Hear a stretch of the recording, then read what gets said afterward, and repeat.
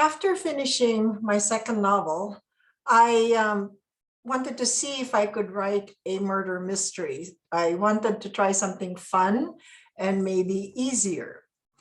There is a non-profit site online called the NaNoWriMo. It's short for the National Novel Writing Month, which hosts a writing event in November. You sign up online, and per the informal agreement, you try to write 1,700 words every day of the month of November. If you meet the self-imposed deadline, you will have around 50,000 words, which is the length of a short novel. I have to warn you, it's not easy writing 1,700 words of your novel daily. But what happens is that you stop thinking and you just work like crazy at achieving that number count. To be honest, even though some participants believe they have completed novels by the end of November, you end up with mishmash. So it's not really a novel most of the time. But what does happen is that in the mad race of getting the words out of you, you kick out some good ideas, stuff with potential. And those are the parts to explore and develop. So for this novel, the third novel, I had a notion that I would start with a dead body, since it's a murder mystery after all. And as sometimes happens with me, images or scenes will pop up in my head that suggest to me the direction of my work. Sometimes voices talk in my head too, which may seem weird to others, but which I have learned indicates to me that my work is more or less writing itself. And while the draft of my NaNoWriMo was all over the place, the parts of the novel were surfacing. So I knew, for instance, that my setting was during the American period, 1909 in Ubek, with a woman detective as a protagonist. When I'm creating, my mind is not operating in a logical way all the time. It's like juggling logic and instinct, and these images or nudgings that come to me. For whatever reason, I decided to make my maternal great-grandmother the model for my woman detective. Her real name was Remedios Lopez Cuenco, an ancestor whom I found interesting. Remedios was widowed at the age of 39, which seems very young to me. Daughter of a woman who had a good head for business, Remedios invested in real estate and built homes to rent out. This was when she was widowed. She had the presence of mind to invest in real estate and build homes to rent out. And these rentals kept her and her children afloat. But she did something else. Her husband, Mariano Albao, who was a writer and publisher, owned the Imprenta Rosario. It was a press that occupied the first floor of their house in Colon Street in Old Cebu, the Parian. With her husband gone, this 39-year-old woman decided to keep the press.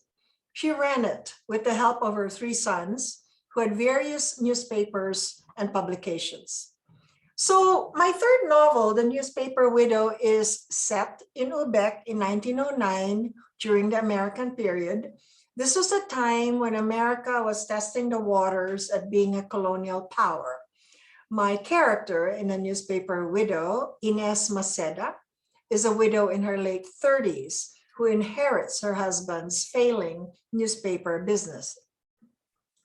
In the novel, I follow this widow who's trying to make ends meet and make the newspaper business successful. She has 1 son, not many children as my real great-grandmother had, and Inez's son ends up in jail as a suspect of the murder of a priest. Inez, with the help of her friend, a French seamstress, a dressmaker couturier, solved the crime in order to free her son. While the fictional character Inez Maceda was modeled after my great-grandmother Remedios, by the time I worked on her, by the time I fleshed her out for the novel, she stopped being Remedios. But maybe, and even though I had never met my great-grandmother, maybe I captured her tenacity and determination and humanity. I had to do research to be able to imagine Ubek, wherein my characters moved around. The real Cebu, in my research, seemed quite lovely during this period because the truth of it was that the Americans pumped a lot of money into the Philippines. Cebu's train, for instance, while I had seen postcards of Cebu's train station, I was fascinated to do research and discover details about this Philippine railway company in Cebu. I discovered, for instance, that the train cars were exactly like the train cars in San Francisco. Teak wood, expensive wood, for first class and parlor coaches, yellow pine for second class. I did not necessarily include all the research information I came across, but they helped me make the scenes, and we will mention that later on, for my novel clearer in my head. And since my character's world is Ubek, not Cebu, I can change things around as needed in my novel. So the newspaper widow is ended up a literary mystery rather than a regular murder mystery.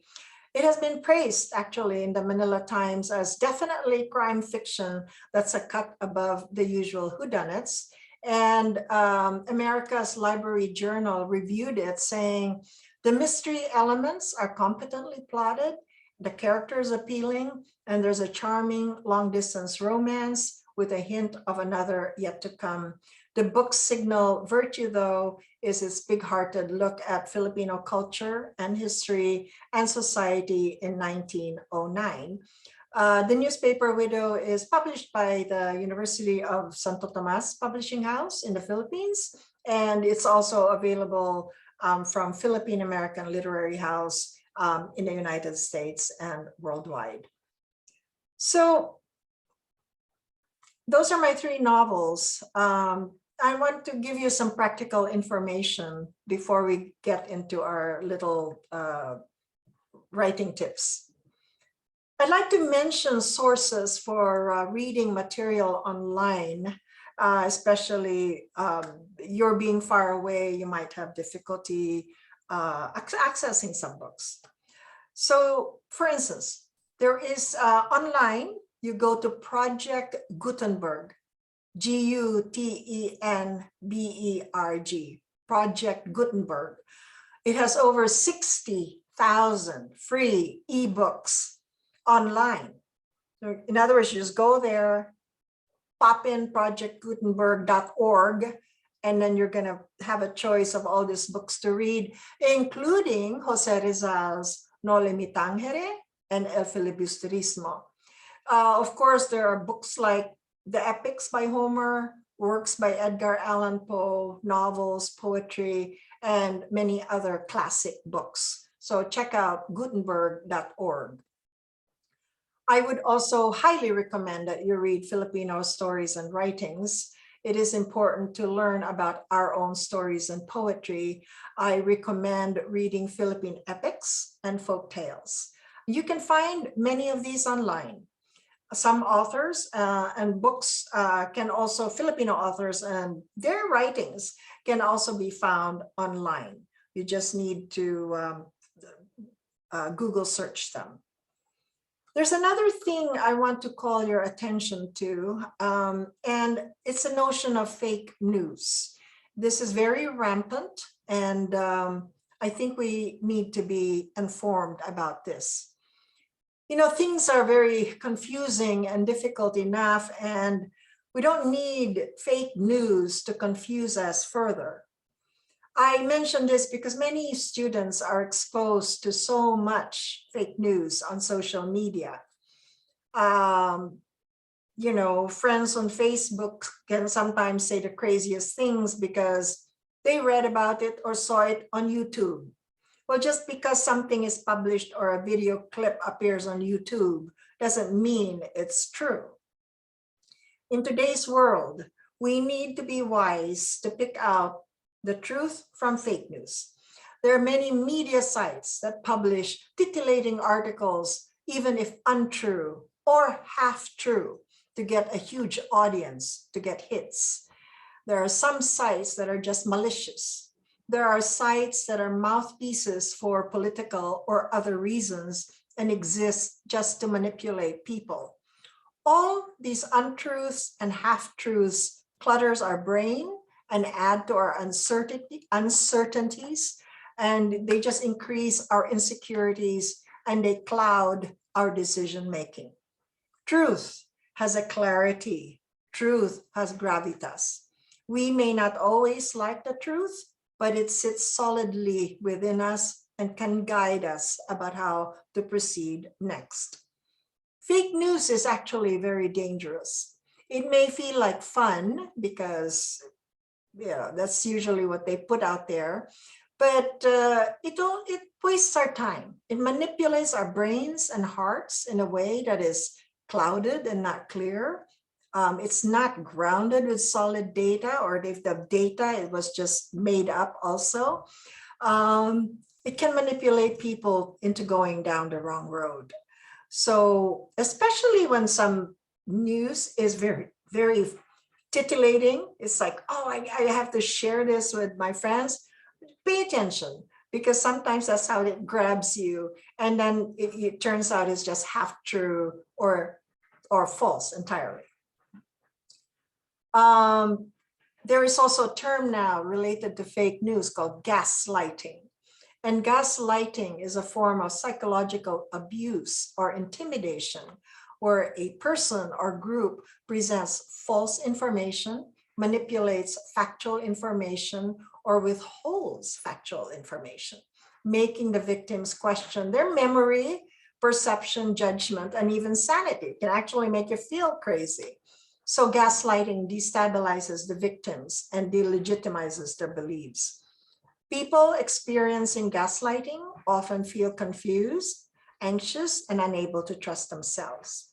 So I mentioned all this about truth and fake news because students can access anything now, and many could be drawn to these, as I mentioned, juicy, titillating news. Online, there are sites that you can use to check your sources. For instance, there's Snopes, SNOPES, and Media Bias Fact Check. It's very easy. You Google Snopes, you type in your question, and you will get articles that answer your questions with ratings as to the accuracy, the level of accuracy of those articles. Media Bias Fact Check also includes a search button wherein you can type in the name of a media source, and it tells you the bias of the source and whether it is factual or not. I believe knowing how to discern fake from truth is vital in developing critical thinking in all of us. And critical thinking allows us to think independently and not just blindly follow orders. Critical thinking skills allow us to observe, analyze, interpret, evaluate, explain, solve problems, and make decisions. If we have fake news in our heads, we cannot think things through properly. So those are just some thoughts for you to consider about fake news, about truth, about critical thinking. So now we go into our creative writing tips. And I'm just going to share some elements. I cannot cover everything in this short talk. But as I mentioned, I have the book available in Wattpad, Cecilia Brainard, Fundamentals of Creative Writing. So you have heard me mention setting. Setting is one element in storytelling. It is the time and place where your story takes place. So for instance, a story may be set in contemporary Manila. It could be summertime. I had mentioned to you that where my stories were set in Ubek in the Philippines during the 1960s or during 1941. Scene is a specific place where action happens. You go to movies and you talk about the scenes in the movie. A character will move and act in specific places, and each place is a scene. There could be a scene, for instance, where your character is walking down the street to the market, and this could be followed by a scene in the market itself, and so on. So if you are writing a story, you have to imagine when and where it is, who your character is, and imagine that character in that particular setting, in that particular scene. Once you know how to write a scene, you can write an entire book. There is a saying that goes that the basic unit of storytelling is the scene. In other words, a story, the longest novel, consists of scene, going to scene, going to scene, going to scene. You have to think visually. You have to try and see the scenes in your imagination. And then you use the words to let your readers know what is going on in those scenes. And then it's amazing because it's like magic. Your readers will also be able to see those scenes. In my first novel, When the Rainbow Goddess Wept, it was set in the Philippines during World War II. And I will read to you an example of a scene when the main character, the young girl Yvonne, and her family are in a Jeep returning home to war-torn Ubek. And the little girl Yvonne is looking at the destruction in her hometown of Ubek. This is near the end. I quote, "The church still stood, although one wall was blasted away. As we drove by, raggedy urchins stared at us from makeshift shelters made of board and galvanized iron propped up against the walls. I knew from their vacuous expressions that they had lost parents, brothers, and sisters. Most of the houses were destroyed, their jagged walls pointing up accusingly at the bleak sky. Even the Royal Theatre has only 2 walls remaining." So that's a brief quote from that. So we're going to look at the second element, character. And again, you've been hearing me talk about character. Story. A story can be defined as, very simply, something that happens to someone. Something that happens to someone. So that someone or that somebody is a character and is important in storytelling. Writers will spend a lot of time creating their characters, fleshing them out. Fleshing out means making a flesh and blood reality of those characters. The writer will make characters come to life in his or her imagination. The writer will make characters as human as possible, just like you and me.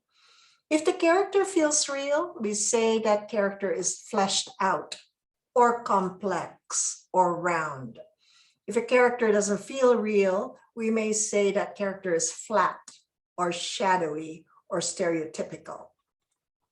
Fleshed out characters will actually think and move on their own, but you have to help them as a writer. And I had a teacher once tell me that you help them by crawling into their minds. You get into their heads. So while there are characters in literature that are flat or stereotypical, the writer should strive. We should try hard to create complex characters. That is the desirable character to get. A complex character will have many facets to his or her personality. Good, bad, sinner, saint, kind, cruel. It's just like us humans, we cannot just sum us up in one way. We are complicated, we're complex. We present our good side to the world, but we know that we have our own darker, unpleasant sides. We can be selfish, lazy, petty, and so on. And characters are like that. When you flesh out your characters, try to explore deep into them to find out their hidden facets, their shadow selves. Try to determine what makes them tick, what makes them unique. Another thing, characters that are perfectly happy will be boring. Characters that have conflict are the ones that are great to work with. When you flesh out your characters, explore areas in your characters' lives where there is conflict or tension. So in my novel, When the Rainbow Goddess Wept, my main character is the young girl Yvonne. Starts out, she's 9 years old. And she goes through the experiences of World War II. And as she's living through those experiences, her personality changes. And we call that development. There is character development because of what she has gone through during World War II. So the third element I want to mention to you, and I already did actually, is conflict, because conflict makes things possible. A character that is perfectly happy will not need to act, but a character in conflict has to make choices and will have to act. And that is what makes your story happen. Character in action. In fact, many writers will simplify that definition. Story is character in action. Plot is character in action. Plot is character in action. I want to make an addendum. Plot is character who's conflicted, character and conflict in action. Conflict or character can be external, and we mentioned that, the war, World War II, for instance, could be a tsunami, could be earthquake. And conflict can be internal, inside a character, the struggles, as to choose what choices to make, his or her angst. Ultimately, whether a story is what we call plot driven, there's a lot of action, there must be internal conflict. Even if there's a huge tsunami and things are getting washed away and there's a great deal of turmoil and tension, ultimately it is how your character reacts to those external events that count. It is his or her fear, his or her struggles to save his child's life, for instance, that will capture the reader, his or her relief at overcoming the obstacles to saving the child that brings the story to a conclusion. I should add, though, that in a story, we really do not need cataclysmic events. We do not need a big war. We do not need all these very dramatic events. And really, one could write a wonderful story, short one maybe, of a woman drinking a cup of coffee and make a story out of that. Because what counts is what is going on inside her as she's drinking that cup of coffee. In my novel, When the Rainbow Goddess Wept, the external conflict is World War II, but the various characters have different internal conflicts. And one conflict, for instance, is the need to survive. Another is the desire to return home. Another element that one should use in storytelling and creative writing is dialogue. And dialogue is the speaking part of the written work. If one person is talking, it's called monologue. If two or more people are talking, it's called dialogue. So the trick really to creating good dialogue is to know your characters very well. If you do, you will know not only what they will say and how they will, but also how they will say things. An older professor will speak differently from a young teenager. So to me, knowing your characters is the key to good dialogue. What is foremost in their minds? What is it that they want to talk about? I want to read to you a sample dialogue from my novel, When the Rainbow Goddess Wept. In this scene, the father of Yvonne and other guerrilleros return to their camp in Mindanao. And Yvonne is our storyteller, and Yvonne is telling what happened. I quote, "We did not expect the men back that day, but in the afternoon, they appeared like somber statues. They got off their horses and plodded about in silence. Without speaking, Papa went directly to the river. He removed his shirt and pants and shoes, and in his undershorts got into the water. Mama broke into a run when she saw Papa swimming in the river. 'Nando, what are you doing? It's cold. You'll catch pneumonia.' Papa waded to the bank and they fell into each other's arms. 'I'm a teacher, Angeling,' he said with great sadness. 'I'm not good at all this. I know, Nando, I know. He tried to escape. I had no choice. I had to do it. What could I do? You had no choice, Nando, none whatsoever. If only he had not tried to run away. His enemy, Nando, forget it. They would have killed him anyway.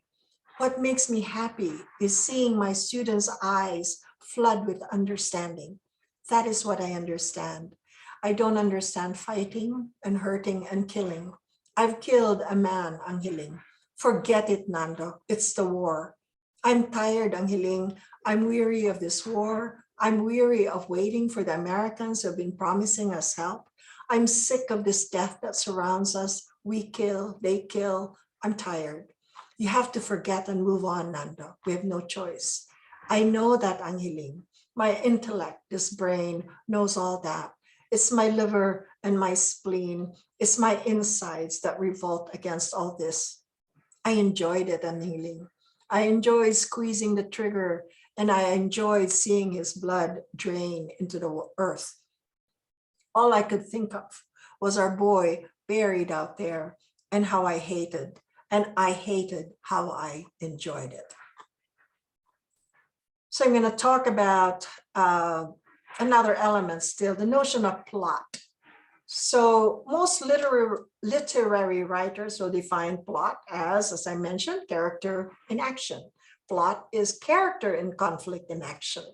So what this means is that the actions that this character does to relieve his or her conflict actually constitute the story.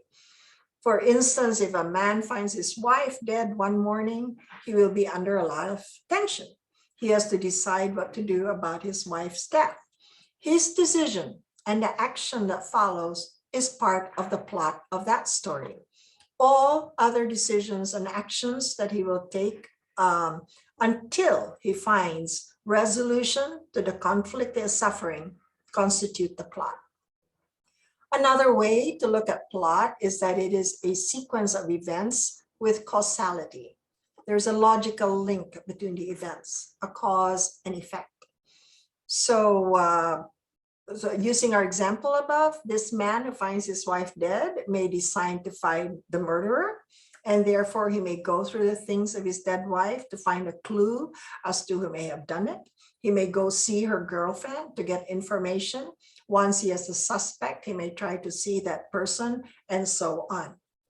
Some writers say plot has something to do with the shape of the story. That is, does the story has a beginning, middle, and end. The scenes of a story build up, and this is called the rising action, to a point, high point or climax, at which point the protagonist, your main character, is feeling the greatest conflict. In some stories, there is a confrontation between the good guy and the bad guy, followed by a shootout, the commercial stories. We do not need a shootout to have our high point. Internal conflict can do, and it does not have to be a big thing either. It can be a simple matter of having to make a decision. And what follows is falling action, which ends in a denouement, or the end, or the conclusion of the story. So that is a simple explanation of plot. So understanding that a story has shape helps me in the editing phase. Because when I'm writing my draft, I allow my characters to just move. But when I am shaping my story, I am aware that we have this rising point, high point, and falling action. And I will try to fit my scenes in there. I'm going to share with you a book review of Publishers Weekly because it gives you an idea of the plot of When the Rainbow Goddess Wept, my first novel. Quote, Yvonne Macaraig is an exuberant and mischievous 9-year-old when the Japanese invade her Philippine homeland in 1941. And so she begins her grim story of endurance and survival with a spirit of adventure and optimism. Her father, Nando, an American-trained engineer who's invaluable to the guerrilla movement, is often called away as Yvonne, her mother, and a small family entourage flee toward presumed safety ever deeper in the jungle. Yvonne witnesses scenes of incredible carnage and silently notes the slow decline of her mother's health, and her spirits are buoyed by the Philippine folktales narrated to her by the family cook. These myths and legends, violent and colorful, extol the gallantry of ancient warrior kings or show the triumph of love and valor over subjugation. In simple yet moving prose, Brainard's first novel presents similar acts of monumental courage: a doctor's sacrifice in the jungle, quiet defiance against terrorist threats. Gradually, Nando and his companions become aware the US is capable of betraying them, and that Philippine independence is a necessity. The strengthening of the national spirit, the loss of innocence in 2 generations, these themes are explored by the author, who was born in the Philippines, with persuasive conviction and stark realism. So we're going to take a break here, and I will be right back.